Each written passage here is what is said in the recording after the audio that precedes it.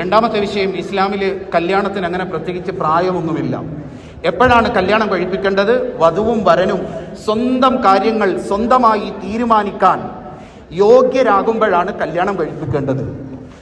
നമ്മളുടെ മകനാകട്ടെ മകളാകട്ടെ അതിന് യോഗ്യനായി എന്ന് ബോധ്യപ്പെട്ടിട്ടാണ് വാപ്പയും മൂത്താപ്പയും കൊച്ചാപ്പയും ഒക്കെ ചേർന്ന് കല്യാണം കഴിപ്പിക്കുന്നത്. കല്യാണം കഴിച്ചു കഴിഞ്ഞാൽ അവർക്ക് യോഗ്യതയെത്തി എന്നതിൻ്റെ പേരിലാണ് കല്യാണം കഴിപ്പിച്ചത്. അവരുടെ കാര്യങ്ങൾ തീരുമാനിക്കാൻ അവരെ വെറുതെ വിടുക, അവരെ അനുവദിക്കുക, അവരുടെ കാര്യങ്ങളിൽ തലയിടാതിരിക്കുക എന്നുള്ളതും ഏറ്റവും പ്രധാനപ്പെട്ടതാണ്. മനുഷ്യൻ മാത്രമാണ് വളർന്ന് വലുതായി കല്യാണം കഴിച്ച് മക്കളായി ആ മക്കളുടെയും കാര്യത്തിൽ ഇടപെടുന്നത്. കോഴി മുതൽ ആന വരെയുള്ള ഏത് ജീവി എടുത്തു നോക്കിയാലും കുറച്ചൊക്കെ വളർന്ന് ഇരപിടിക്കാനുള്ള മെച്യൂരിറ്റി ആയിക്കഴിഞ്ഞാൽ അവർ വേറൊരു ഗ്യാങ്ങായിട്ട് മാറുകയാണ് ചെയ്യുന്നത്.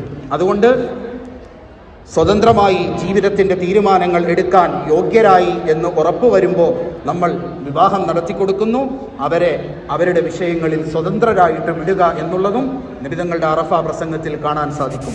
അല്ലാഹു സുബ്ഹാനഹു വ തആല ഈ വിവാഹത്തെ ഏറ്റവും ഉയർന്ന രീതിയിൽ സ്വീകരിക്കുകയും ഈ ദാമ്പത്യ ബന്ധത്തെ സ്വർഗം വരെ അല്ലാഹു തആല എത്തിക്കുകയും ചെയ്യുമാറാകട്ടെ.